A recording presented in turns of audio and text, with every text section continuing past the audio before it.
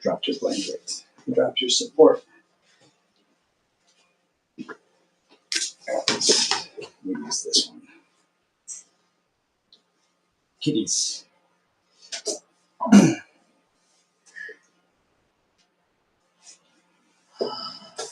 All right. So yesterday we left off on Genesis 11. Get comfortable enough. All right. I'll show you guys a picture real fast. So here we have, let's see if I can do this so that you guys can see and I can still read. So I'll show this to YouTube and Rumble real quick. You guys can screenshot that. But so here we have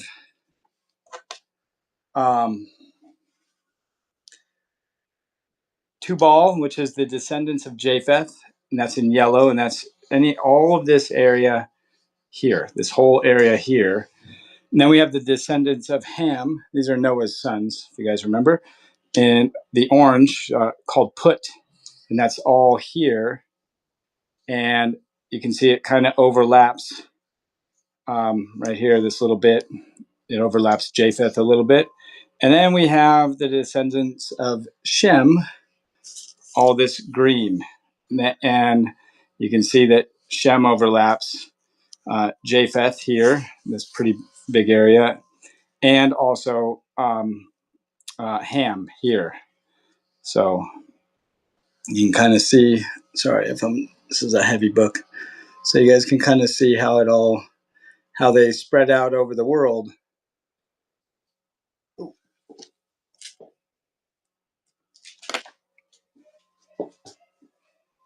All right.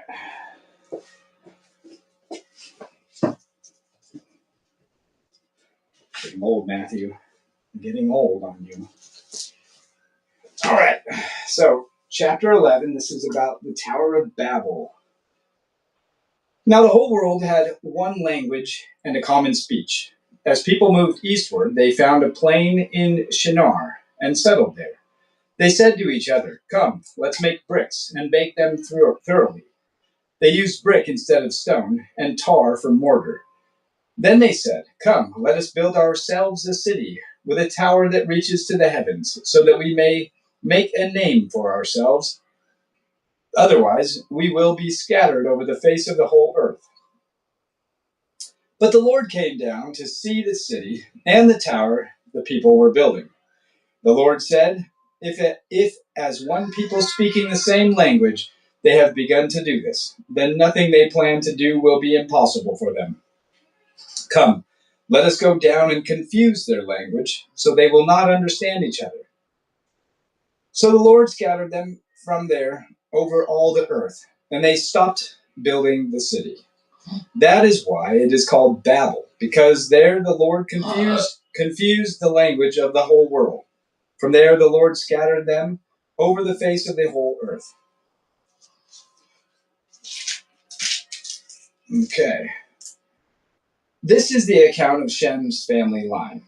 2 years after the flood, when Shem was 100 years old, he became the father of Arphaxad.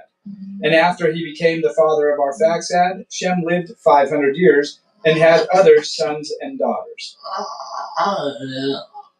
When Arphaxad, lost my place. When Arphaxad had lived 35 years, he became the father of Shelah. And after he became the father of Shelah, Arphaxad lived 103 years and had other sons and daughters. When Shelah had lived 30 years, he became the father of Eber. And after he became the father of Eber, Shelah lived 403 years and had other sons and daughters.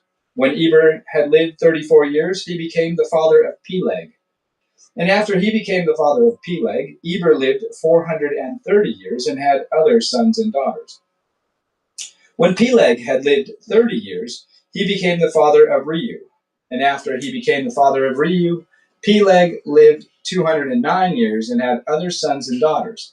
When Reu had lived 32 years, he became the father of Serug.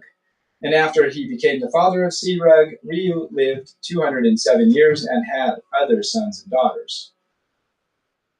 When Serug had lived 30 years, he became the father of Nahor.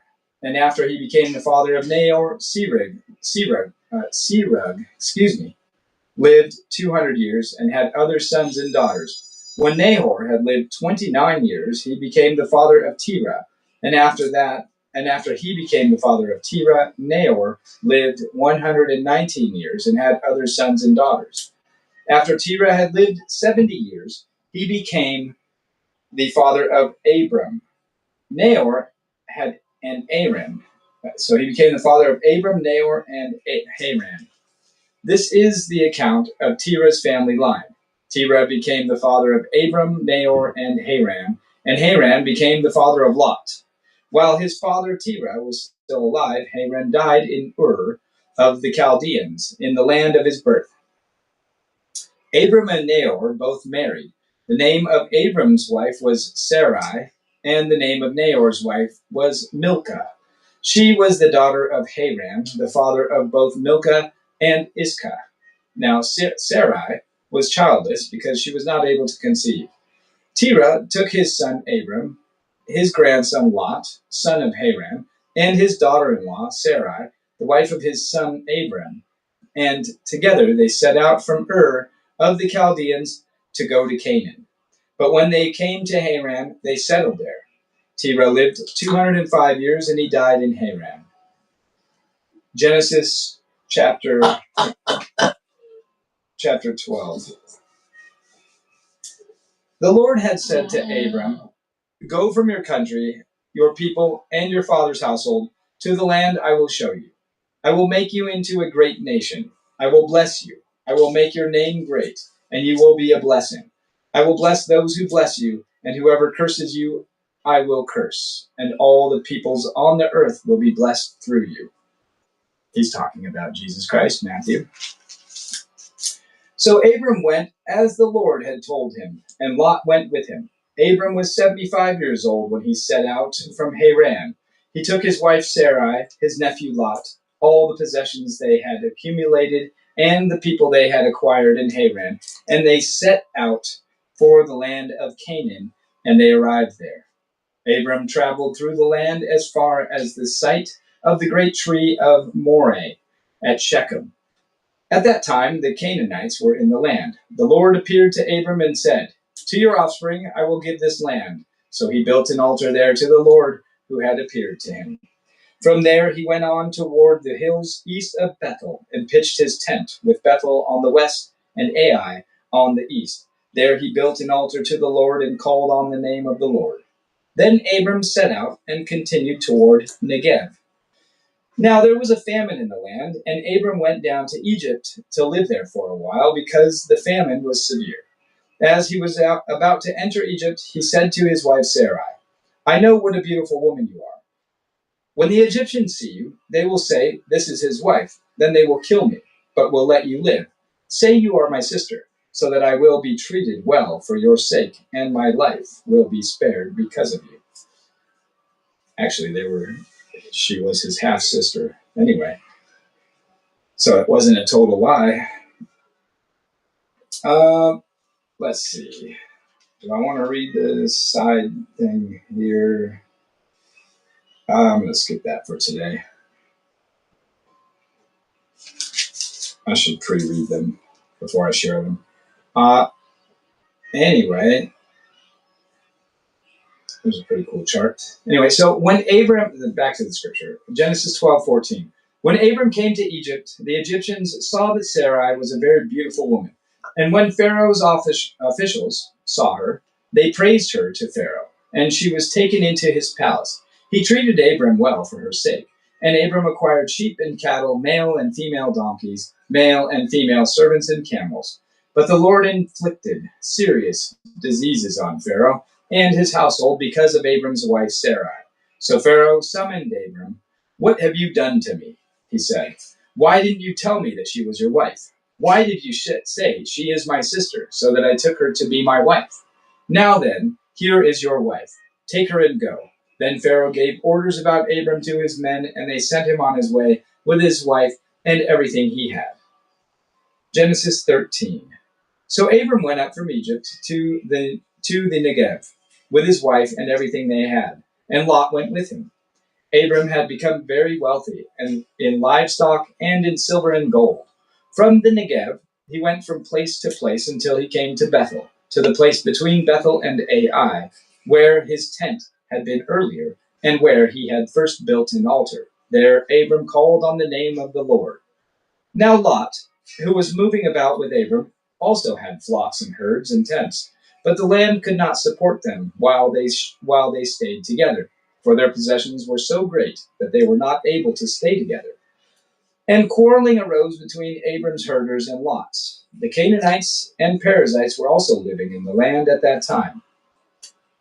So Abram said to Lot, "Let's not have any quarrel between you and me, or between your herders and mine, for we are close relatives. Is not the whole land before you? Let's part company. If you go to the left, I'll go to the right. If you go to the right, I will go to the left." Lot looked around and saw that the whole plain of the Jordan toward Zoar was well watered, like the garden of the Lord, like the land of Egypt.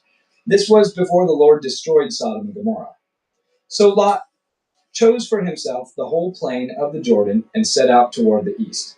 The two men parted company. Abram lived in the land of Canaan, while Lot lived among the cities of the plain and pitched his tents near Sodom. Now the people of Sodom were wicked and were sinning greatly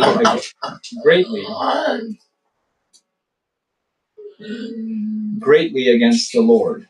The Lord said to Abram after Lot had parted from him, "Look around from where you are to the north and south, to the east and west. All the land that you see I will give you and your offspring forever. I will make your offspring like the dust of the earth, so that if anyone could count the dust, then your offspring could be counted. Go, walk through the length and breadth of the land, for I am giving it to you." So Abram went to live near the great trees of Mamre at Hebron, where he pitched his tent. There he built an altar to the Lord. Excuse me. Genesis 14. At the time when uh, Amraphel was king of Shinar, Arioch king of Eleazar, or Elasar, there it is, Elasar, Kedorlaomer, king of Elam, and Tidal, king of Goyim. These kings went to war against Bera, king of Sodom, Birsha, king of Gomorrah, Shinab, king of Admah, Shemeber, king of Zeboim, and the king of Bela, that is Zoar. All these later kings joined forces in the valley of Siddim, that is the Dead Sea Valley. For 12 years they had been subject to Kedorlaomer, but in the 13th year they rebelled. In the 14th year, Kedorlaomer and the kings, and I apologize for mispronouncing any of these names, you guys, and the kings allied with him went out and defeated the Rephites in Ashtaroth, Kirneim, the Zuzites in Ham, the Emites in Sheva, Kirathaim, and the Horites in the hill country of Seir, as far as El Paran, near the desert. Then they turned back and went to En Mishpat, that is Kadesh, and they conquered the whole territory of the Amalekites, as well as the Amorites, who were living in Hazazon Tamar. Then the king of Sodom, the king of Gomorrah, the king of Admah, the king of Zeboim, and the king of Bela, that is Zoar, marched out and drew up their battle lines in the valley of Siddim against Kedorlaomer, king of Elam, Tidal, king of Goyim, Amraphel, king of Shinar, and Arioch, king of Elasar, 4 kings against 5. Now the valley of Siddim was full of tar pits. And when the kings of Sodom and Gomorrah fled, some of the men fell into them, and the rest fled to the hills. The 4 kings seized all the goods of Sodom and Gomorrah, and all their food, then went away. They also carried off Abram's nephew Lot and his possessions, since he was living in Sodom. A man who had escaped came and reported this to Abram the Hebrew. Now Abram was living near the great cities of Mamre the Amorite, a brother of Eshcol and Aner, all of whom were allied with Abram. When Abram heard that his relative had been taken captive, he called out of the 318 trained men born in his household and went in pursuit as far as Dan. During the night, Abram divided his men to attack them, and he routed them, pursuing them as far as Hobah, north of Damascus. He recovered all the goods and brought back his relative Lot and his possessions, together with the women and the other people. After Abram returned from defeating Kedorlaomer and the kings allied with him, the king of Sodom came out to meet him in the valley of Sheba, that is, the king's valley. Then Melchizedek,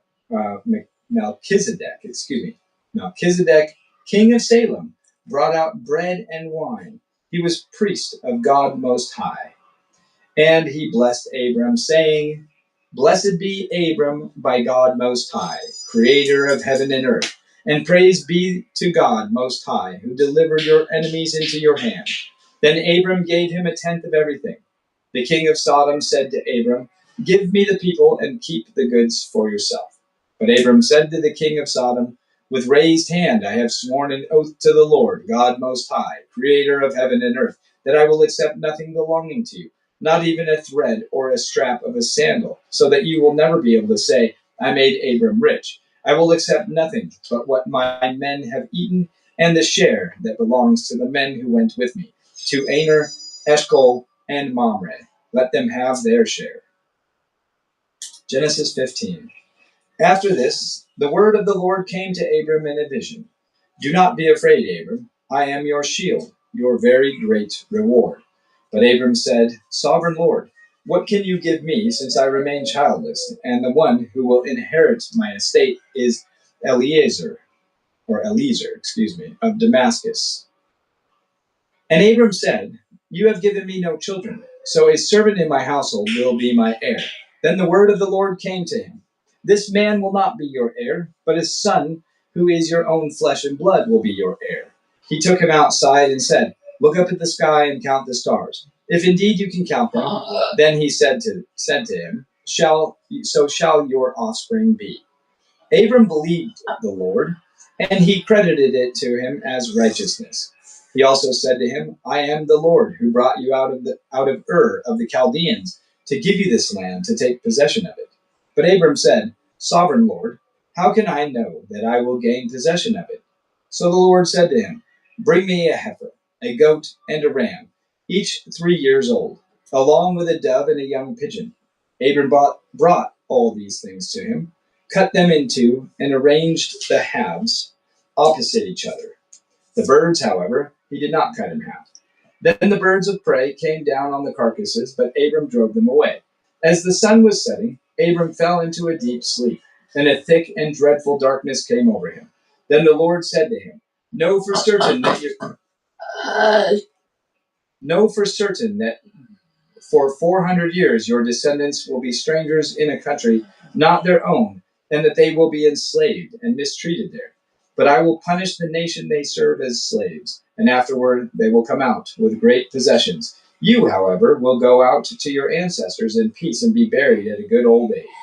In the 4th generation your descendants will come back here, for the sin of the Amorites has not yet reached its full measure. When the sun had set and darkness had fallen, a smoking firepot with a blazing torch appeared and passed between the pieces. On that day the Lord made a covenant with Abram and said, To your descendants I give this land, from the Wadi of Egypt to the great river, to the Euphrates, the land of the Kenites, Kenizzites, Cadmonites, Hittites, Perizzites, Rephites, Amorites, Canaanites, Gigashites, and Jebusites. Genesis 16. Now Sarai, Abram's wife, had borne him no children, but she had an Egyptian slave named Hagar. So she said to Abram, The Lord has kept me from having children. Go, Sleep with my slave. Perhaps I can build a family through her. Oh, that works, Matthew. Abram agreed to what Sarai said. So after Abram had been living in Canaan 10 years, Sarai, his wife, took her Egyptian slave Hagar and gave her to her to her husband to be his wife. He slept with Hagar, and she conceived. When she knew she was pregnant, she began to despise her mistress. Then Sarai said to Abram, "You are responsible for the wrong I am suffering. I put my slave in your arms, and now that she knows she is pregnant, she despises me. May the Lord judge between you and me." "Your slave is in your hands," Abram said. "Do with her whatever you think best." Then Sarai mistreated Hagar, so she fled from her. The angel of the Lord found Hagar near a spring in the desert. It was the spring that is beside the road of Shur.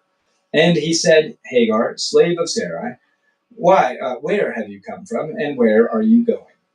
"I'm running away from my mistress Sarai," she answered. Then the angel of the Lord told her, "Go back to your mistress and submit to her." The angel added, "I will increase your descendants so much that they will be too numerous to count." The angel of the Lord also said to her, "You are now pregnant, and you will give birth to a son. You shall name him Ishmael, for the Lord has heard of your misery. He will be a wild donkey of a man. His hand will be put against everyone, and everyone's hand against him. And he will live in hostility toward all his brothers. One who sees me, that is why the well was called Beer Leah Roy, or Lai Roy. It is still there between Kadesh and Bered. So Hagar bore Abram a son, and Abram gave the name Ishmael to the son she had born. Abram was 86 years old when Hagar bore him Ishmael. When Abram was 99 years old, the Lord appeared to him and said, "I am God Almighty. Walk before me faithfully and be blameless. Then I will make my covenant between me and you, and will greatly increase your numbers." Abram fell face down, and God said to him, "As for me, this is my covenant with you. You will be the father of many nations. No longer will you be called Abram. Your name will be Abraham. For I have made you a father of many nations. I will make you very fruitful. I will make nations of you, and kings will come from you. I will establish my covenant as an everlasting covenant between me and you and your descendants after you for the generations to come. For the generations to come, to be your God and the God of your descendants after you. Sorry, there's like little marks on these reference marks. Verse 8. The whole land of Canaan, where you now reside as a foreigner, I will give as an everlasting possession to you and your descendants after you, and I will be their God. Then God said to Abraham, "As for you, you must keep my covenant, you and your descendants after you, for the generations to come. This is my covenant with you and your four descendants after you, and not four, and your descendants after you. The covenant you are to keep. Every male among you shall be circumcised. You are to undergo circumcision, and it will be the sign of the covenant between me and you. For the generations to come, every male among you who is 8 days old must be circumcised, including those born in your household or bought with money from a foreigner, those who are not your offspring. Whether born in your household or bought with your money, they must be circumcised. My covenant in your flesh is to be an everlasting covenant. Any uncircumcised male who has not been circumcised in the flesh will be cut off from his people. He has broken my covenant." God also said to Abraham, "As for Sarai, your wife, you are no longer to call her Sarai. Her name will be Sarah. I will bless her and will surely give you a son by her. I will bless her so that she will be the mother of nations. King of peoples will come from her." Let me just stop there for a second. There's some information that's not scripture. It's pretty short, so I'll read it. It's regarding circumcision from Genesis 17:10. Circumcision was God's appointed sign of the covenant, which signified Abraham's covenanted commitment to the Lord, that the Lord alone would be his God, whom he would trust and serve. It symbolized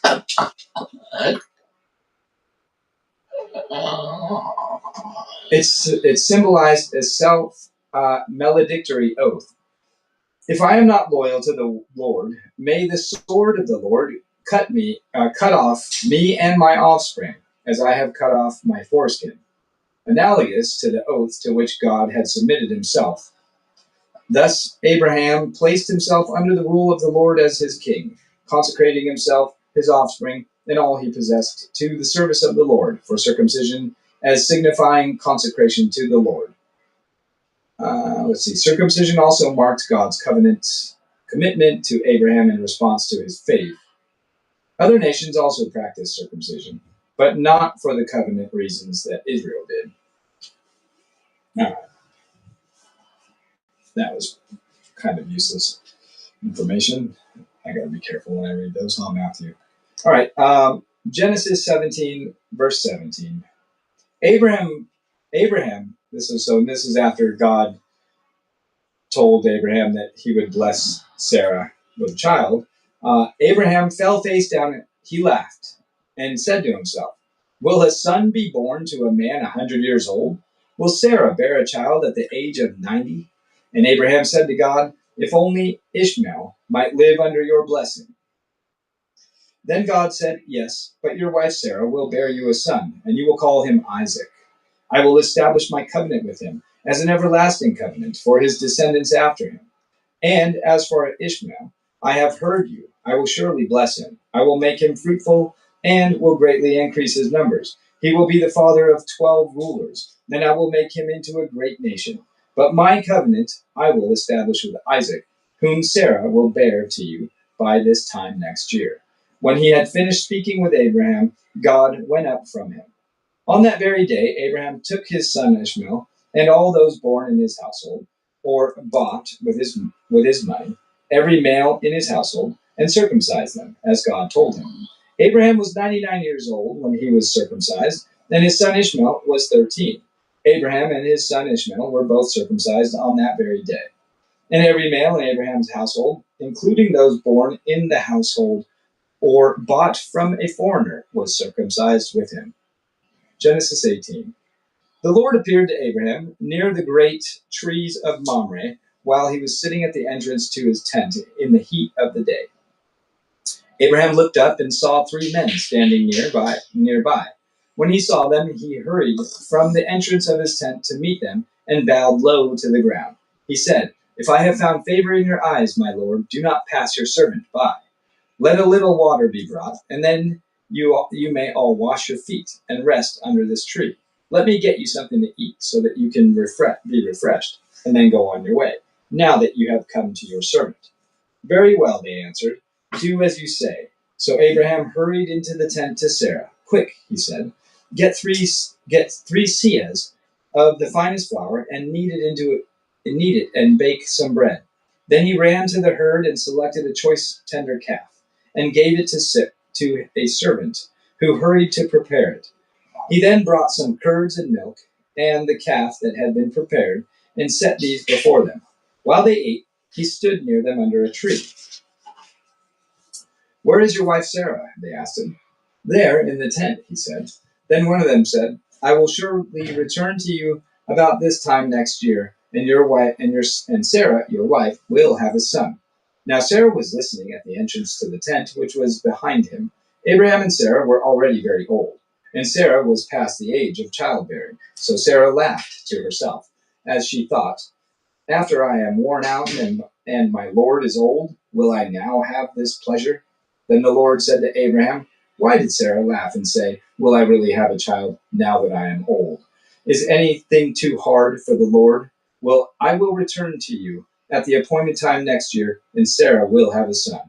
Sarah was afraid, so she lied and said, "I did not laugh." But he said, "Yes, you did laugh." When the men got up to leave, they looked down towards Sodom, and Abraham walked along with them to see them on their way. Then the Lord said, Shall I hide from Abraham what I'm about to do? Abraham will surely become a great and powerful nation, and all nations on the earth will be blessed through him." Yes, Jesus. "For I have chosen him, so that he will direct his children and his household after him, to keep the way of the Lord by doing what is right and just, so that the Lord will bring about for Abraham what he has promised him. Then the Lord said, the outcry against Sodom and Gomorrah is so great, and their sin so grievous, that I will go down and see if what they have done is as bad as the outcry that has reached me. If not, I will know. The men turned away and went toward Sodom, but Abraham remained standing before the Lord. Then Abraham approached him and said, will you sweep away the righteous with the wicked? What if there are 50 righteous people in the city? Will you really sweep it away and not spare the place for the sake of the 50 righteous people in it? Far be it from you to do such a thing, to kill the righteous with the wicked, treating the righteous and the wicked alike. Far be it from you. Will not the judge of all the earth do right? The Lord said, if I find 50 righteous people in the city of Sodom, I will spare the whole place for their sake. Then Abraham spoke up. Now that the Lord, now that I, excuse me. Then Abraham spoke up again. Now that I have been so bold as to speak to the Lord, though I am nothing but dust and ashes, what if the number of the righteous is 5 less than 50? Will you destroy the whole city for lack of 5 people? If I find 45 there, he said, I will not destroy it. Once again he spoke to him. What if only 40 are found there? He said, for the sake of 40 I will not do it. Then Abraham said, may the Lord not be angry, but let me speak. What if only 30 can be found there? The Lord answered and said, I will not do it if I find 30 there. Abraham said, now that I have been so bold as to speak to the Lord, what if only 20 can be found there? He said, for the sake of 20, I will not destroy it. Excuse me. Then he said, may the Lord not be angry, but let me speak just once more. What if only 10 can be found there? He answered, for the sake of 10, I will not destroy it. When the Lord had finished speaking with Abraham, he left, and Abraham returned home. The two angels arrived, Genesis 19. The two angels arrived at Sodom in the evening, and Lot was sitting in the gateway of the city. When he saw them, he got up to meet them and bowed down with his face to the ground. My lords, he said, please turn aside to your servant's house. You can wash your feet and spend the night, and then go on your way early in the morning. No, they answered, we will spend the night in the square. But he insisted so strongly that they did go with him and entered his house. He prepared a meal for them, baking bread without yeast, and they ate. Before they had gone to bed, all the men from every part of the city of Sodom, both young and old, surrounded the house. They called to Lot, where are the men who came to you tonight? Bring them out to us, that we can have sex with them. Lot went outside to meet them, and shut the door behind him, and said, no, my friends, do not do this wicked thing. Look, I have 2 daughters who have never slept with a man. Let me bring them out to you, and you can do what you like with them. But don't do anything to these men, for they have come under the protection of my roof. Get out of our way, they replied. This fellow came here as a foreigner, and now he wants to play the judge. We'll treat you worse than them. They kept bringing pressure on Lot and moved forward to break down the door. But the men inside reached out and pulled Lot back into the house and shut the door. Then they struck the men who were at the door of the house, young and old, with blindness, so that they could not find the door. The 2 men said to Lot, do you have anyone else here, sons-in-law, sons or daughters, or anyone else in the city who belongs to you? Get them out of here, because we are going to destroy this place. The outcry to the Lord against its people is so great that he has sent us to destroy it. So Lot went out and spoke to his sons-in-law, who were pledged to marry his daughters. He said, hurry and get out of this place, because the Lord is about to destroy the city. But his sons-in-law thought he was joking. With the coming of dawn, the angels urged Lot, saying, hurry, take your wife and your 2 daughters who are here, or you will be swept away when the city is punished. When he hesitated, the men grasped his hand with the hands of his wife and of his 2 daughters, and led them safely out of the city, for the Lord was merciful to them. As soon as they had brought them out, one of them said, flee for your lives, don't look back, and don't stop anywhere in the plain. Flee to the mountains, or you will be swept away. But Lot said to them, no, my lords, please. Your servant has found favor in your eyes, and you have shown great kindness to me in sparing my life. But I can't flee to the mountains. This disaster will overtake me. and I will die. Look, here is a town near enough to run to, and it is small. Let me flee to it. It is very small, isn't it? Then my life will be spared. He said to him, Very well, I will grant this request too. I will not overthrow the town you speak of, but flee there quickly, because I cannot do anything until you reach it. That is why the town was called Zoar. By the time Lot reached Zoar, the sun had risen over the land. Then the Lord rained down burning sulfur on Sodom and Gomorrah. Excuse me. Okay, let me just read that again. So then the Lord rained down burning sulfur on Sodom and Gomorrah from the Lord out of the heavens. Okay, that just sounds odd. Then the Lord rained down burning sulfur on Sodom and Gomorrah from the Lord out of the heavens, from the Lord. Then the Lord rained down from the Lord. Sounds like there's two lords. Anyway, we all know that there's the Father, the Son, and the Holy Spirit, but it sounds like they're all working here in the Old Testament. Thus he overthrew these cities and the entire plain, destroying all those living in the cities, and also the vegetation in the land. But Lot's wife looked back, and she became a pillar of salt. Yes, don't look back. Early the next morning, Abraham got up and returned to the place where he had stood before the Lord. He looked down toward Sodom and Gomorrah, toward all the land of the plain. I'm going to do some CPT with you, Matthew, as soon as we're done, okay?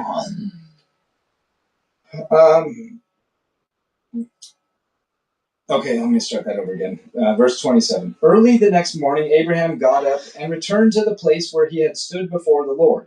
He looked down toward Sodom and Gomorrah, toward the land of the plain, and he saw dense smoke rising from the land like smoke from a furnace. So when God destroyed the cities of the plain, he remembered Abraham, and he brought Lot out of the catastrophe that overthrew the cities where Lot had lived.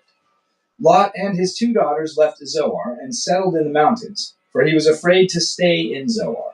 He and his two daughters lived in a cave.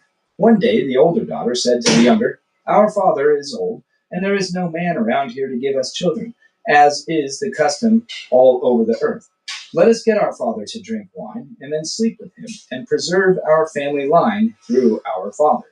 Through our father. That night they got their father to drink wine, and the older daughter went in and slept with him. He was not aware of it when she lay down or when she got up. The next day the older daughter said to the younger, Last night I slept with my father. Let's get him to drink wine again tonight, and you go in and sleep with him, so we can preserve our family line through our father. So they got their father to drink wine that night also, and the younger daughter went in and slept with him. Again, he was not aware of it when she lay down or when she got up. So both of Lot's daughters became pregnant by their father. The older daughter had a son, and she named him Moab. He is the father of the Moabites of today. The younger daughter also had a son, and she named him Ami. Ben Ami. He is the father of the Ammonites of today. All right. How are we doing on time? Genesis chapter 20. Now Abraham moved on from there into the region of Negev and lived between Kadesh and Shur. For a while he stayed in Gerar, and there Abraham said to his wife Sarah, She is my sister. Then Abimelech, king of Gerar, sent for Sarah and took her. But God came to Abimelech in a dream one night and said to him, You are as good as dead because of the woman you have taken. She is a married woman. Now Abimelech had not gone near her, so he said, Lord, will you destroy an innocent nation? Did he not say to me, She is my sister? And did she also say, He is my brother? I have done this with a clear conscience and clean hands. Then God said to him in the dream, Yes, I know you did this with a clear conscience, and so I have kept you from sinning against me. That is why I did not let you touch her. Now return the man's wife, for he is a prophet, and he will pray for you, and you will live. But if you do not return her, you may be sure that you and all who belong to you will die." Early the next morning, Abimelech summoned all his officials, and when he told them all that had happened, they were very much afraid. Then Abimelech called Abraham in and said, "What have you done to us? How have I wronged you that you have brought such great guilt upon me and my kingdom? You have done things to me that should never be done." And Abimelech asked Abraham, "What was your reason for doing this?"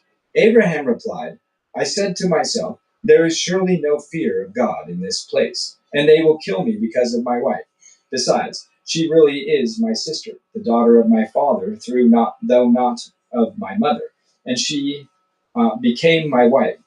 And when God had me wander from my father's household, I said to her, 'This is how you can show your love to me.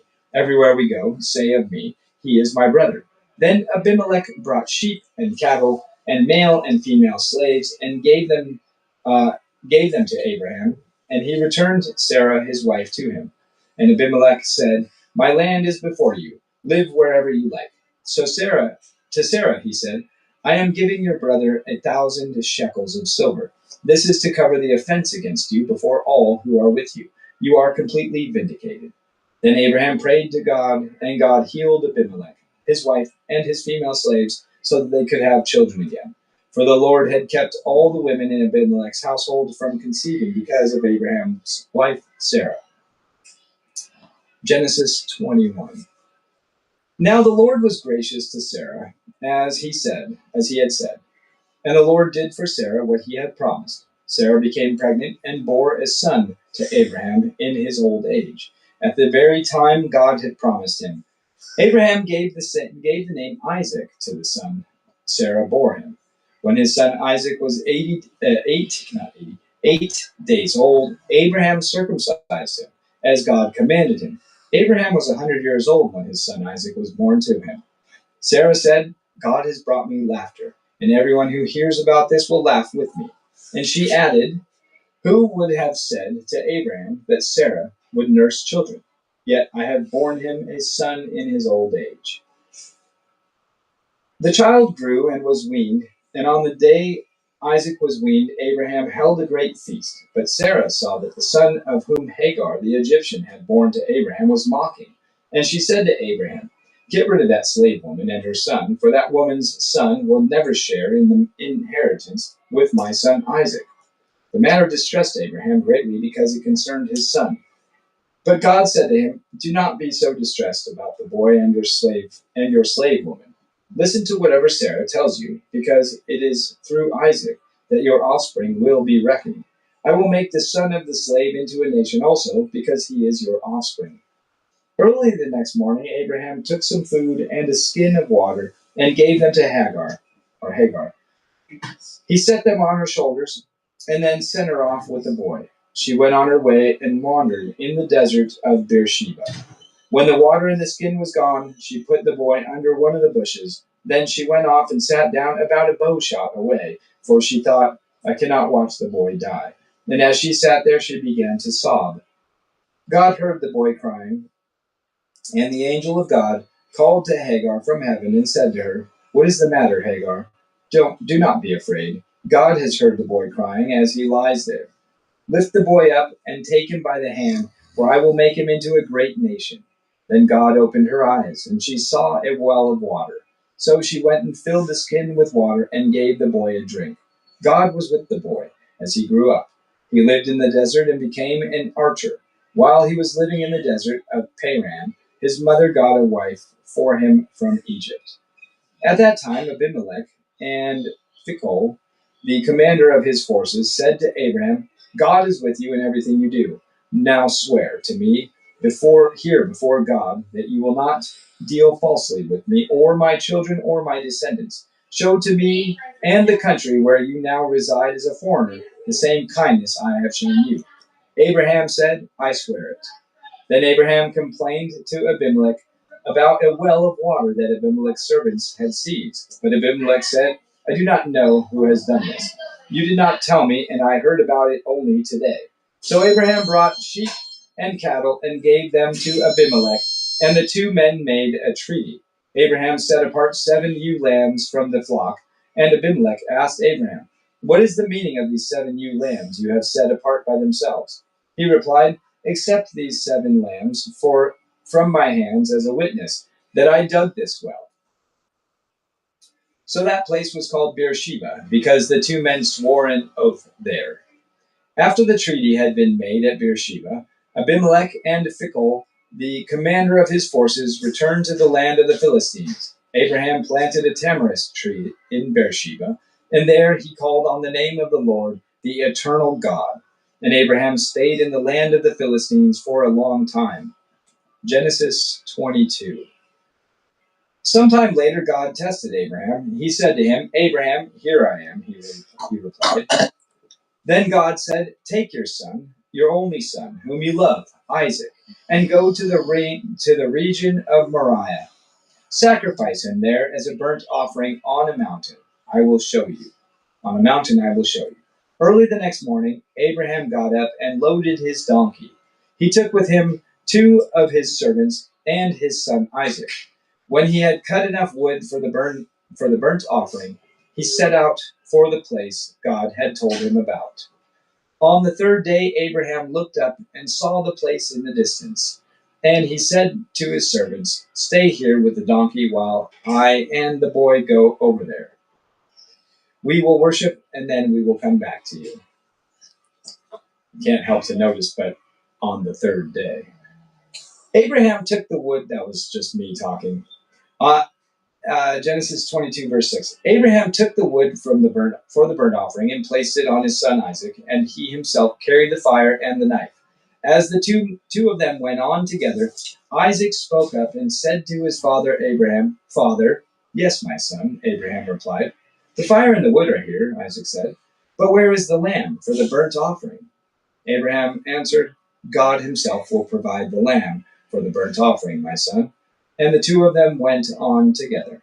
When they reached the place God had told him about, Abraham built an altar there, and arranged the wood on it. He bound his son Isaac and laid him on the altar on top of the wood. Then he reached out his hand and took the knife to slay his son. But the angel of the Lord called out to him from heaven, "Abraham, Abraham." "Here I am," he replied. "Do not lay a hand on the boy," he said. "Do not do anything to him. Now I know that you fear God, because you have not withheld from me your son, your only son." Abraham looked up, and there in the thicket he saw a ram caught by its horns. He went over and took the ram and sacrificed it as a burnt offering instead of his son. So Abraham called that place, "The Lord will provide." And to this day it is said, "On the mountain of the Lord it will be provided." The angel of the Lord called to Abraham from heaven a second time and said, "I swear by myself, declares the Lord, that because you have done this and have not withheld your son, your only son, I will surely bless you and make your descendants as numerous as the stars in the sky and as of the sand of the seashore. Your descendants will take possession of the cities of their enemies, and through your offspring all nations on earth will be blessed, because you have obeyed me." Then Abraham returned to his servants, and they set off together for Beersheba. And Abraham stayed in Beersheba.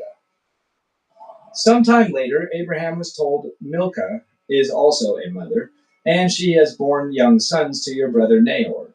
Uz, the firstborn, Buz, his brother, Kemuel, the father of Aram, Kesed, Hazo, Fildash, Jidlaph, and Bethuel. Bethuel became the father of Rebekah. Milcah bore these 8 sons to Abraham's brother Nahor. His concubine, whose name was Reumah, also had sons: Teba, Gaham, Tahash, and Maacah. What are we doing on time? Yeah, a little bit more.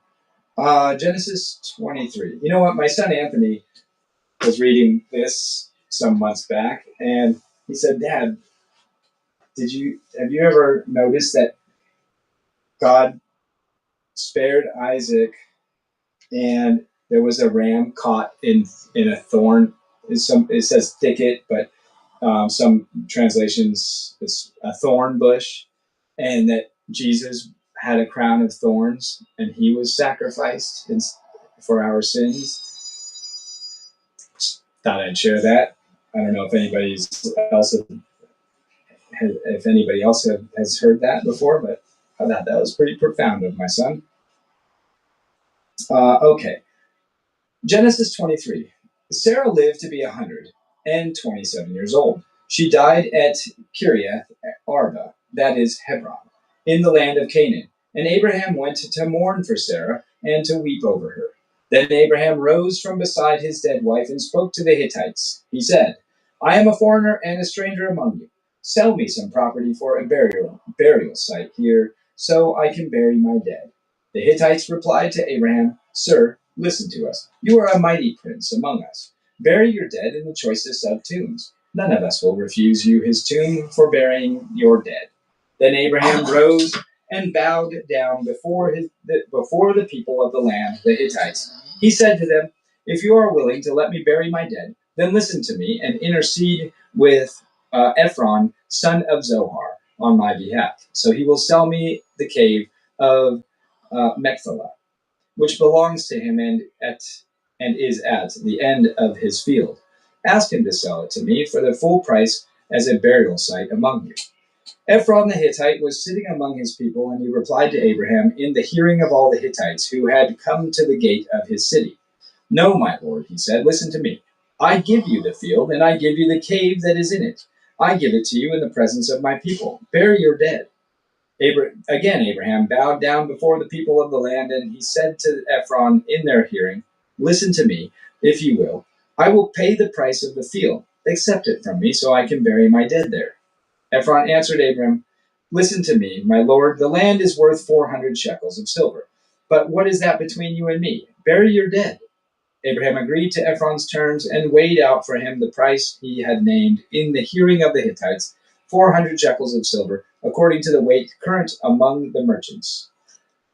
So Ephron's field in Machpelah, near Mamre, both the field and the cave in it, and all the trees within the borders of the field, was deeded to Abraham as his property in the presence of all the Hittites who had come to the gate of the city.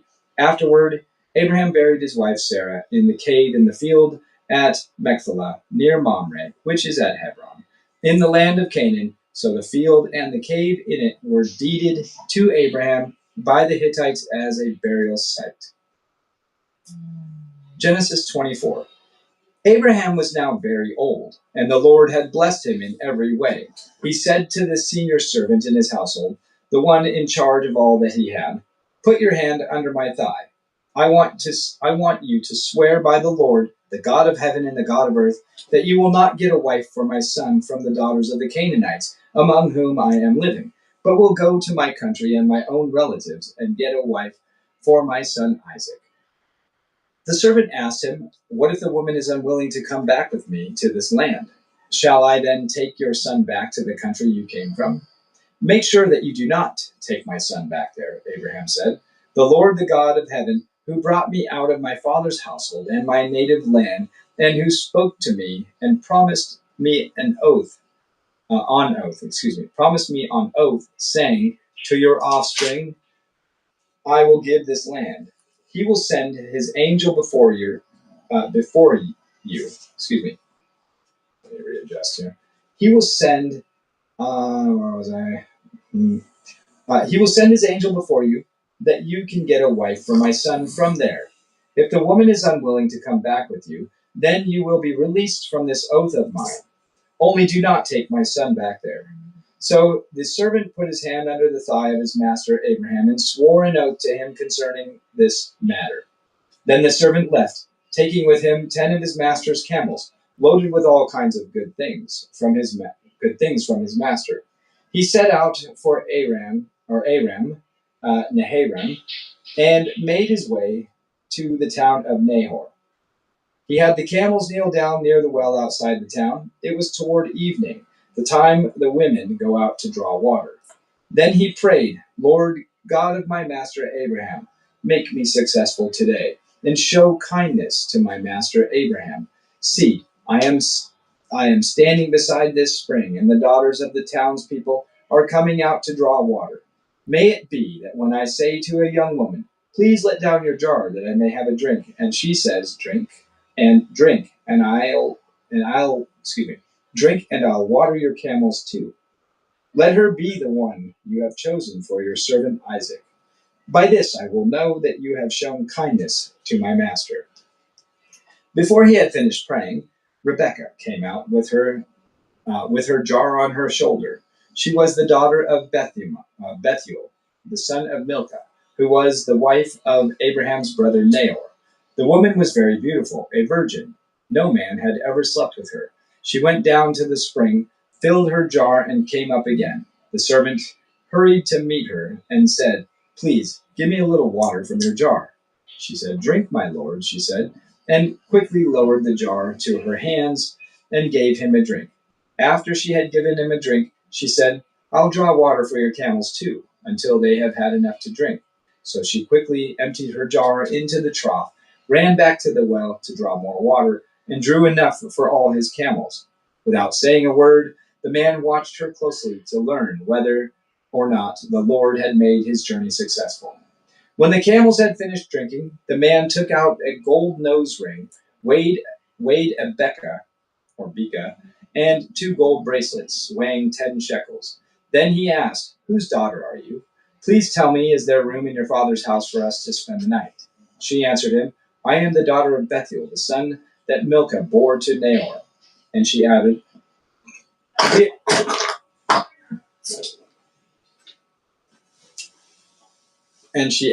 "We have plenty of room," and I lost my place. Okay. We have plenty of we have plenty of straw and fodder, as well as room for you to spend the night. Then the man bowed down and worshipped the Lord, saying, "Praise be to the Lord, the God of my master Abraham, who has not abandoned his kindness and faithfulness to my master. As for me, the Lord has led me on the journey to the house of my master's relatives." The young woman ran and told her mother's household about these things. Now Rebekah had a brother named Laban, and he hurried out to the man at the spring. As soon as he had seen the nose ring and the bracelets on his sister's arms, and had heard Rebekah tell what the man said to her, he went out to the man and found him standing by the camels near the spring. "Come, you who are blessed by the Lord," he said. "Why are you standing out here? I have prepared the house and the place for the camels." So the man went to the house, and the camels were unloaded. Straw and fodder were brought for the camels, and water for him and his sons to wash their feet. Then food was set before him, but he said, "I will not eat until I have told you what I have to say."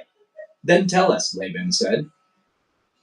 So he said, "I am Abraham's servant. The Lord has blessed my master abundantly, and he has become wealthy. He has given him sheep and cattle, silver and gold, male and female servants, and camels and donkeys. My master's wife Sarah has borne him a son in her old age, and he has given him everything he owns. And my master made me swear an oath and said, 'You must not get a wife for my son from the daughters of the Canaanites in whose land I live, but go to my father's family and to my own clan, and get a wife for my son.' Then I asked my master, 'What if the woman will not come back with me?' He replied, 'The Lord before whom I have walked faithfully will send his angel with you and make your journey a success, so that you can get a wife for my son from my own clan and from my father's family. You will be released from my oath if, when you go to my clan, they refuse to give her to you. Then you will be released from my oath.' When I came to the spring today, I said, 'Lord God of my master Abraham, if you will please grant success to the journey on which I have come. See, I am standing beside this spring. If a young woman comes out to draw water, and I say to her, "Please let me have a drink, let me drink a little water from your jar," and if she says to me, "Drink, and I'll draw water for your camels too," let her be the one the Lord has chosen for my master's son." Before I finished praying in my heart, Rebekah came out with her jar on her shoulder. She went down to the spring and drew water, and I said to her, "Please give me a drink." She quickly lowered her jar from her shoulder and said, "Drink, and I'll water your camels too." So I drank, and she watered the camels also. I asked her, whose daughter are you? She said, the daughter of Bethuel, son of Nahor, whom Milcah bore to him. Then I put the ring in her nose and the bracelets on her arms, and I bowed down and worshipped the Lord. I praised the Lord, the God of my master Abraham, who had led me on the right road to get the granddaughter of my master's brother for his son. Now, if you will show kindness and faithfulness to my master, tell me, and if not, tell me, so I may know which way to turn. Laban and Bethuel answered, this is from the Lord. We can say nothing to you one way or the other. Here is Rebekah. Take her and go, and let her become the wife of your master's son, as the Lord has directed. When Abraham's servant heard what they said, he bowed down to the ground before the Lord. Then the servant brought out gold and silver, jewelry, and articles of clothing, and gave them to Rebekah. He also gave costly gifts to her brother and to her mother. Then he and the men who were with him ate and drank and spent the night there. When they got up the next morning, he said, send me on my way to my master. But her brother and her mother replied, let the young woman remain with us 10 days or so. Then you may go. But he said to them, do not detain me, now that the Lord has granted success to my journey. Send me on my way so that I may go to my master. Then they said, let's call the young woman and ask her about it. So they called Rebekah and asked her, will you go with this man? I will go, she said.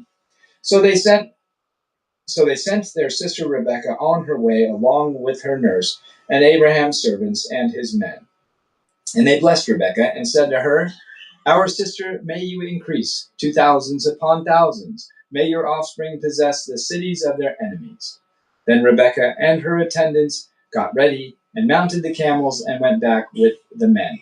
So the servant took Rebekah and left. Now Isaac had come from Beer Lahai Roy. Excuse me, it's broken up. It confuses me when it does that. So it came back from a place. For he was living in the Negev. He went out of the field one evening to meditate, and as he looked up, he saw camels approaching. Rebekah also looked up and saw Isaac. She got down from her camel and asked the servant, who is that man in the field coming to meet us? He is my master, the servant answered, and she took her veil and covered herself. Then the servant told Isaac all that he had done. Isaac brought her into the tent of his mother Sarah, and he married Rebekah. So she became his wife, and he loved her. And Isaac was comforted after his mother's death. And I will stop there for today. Tomorrow we'll pick up Genesis 25, the death of Abraham. So we can look forward to that. Okay, Matthew? Thank you, YouTube and Rumble, for joining us again today. Tomorrow, Lord willing, pick up Genesis 25. All right, God bless you all in Jesus' mighty name. We love you.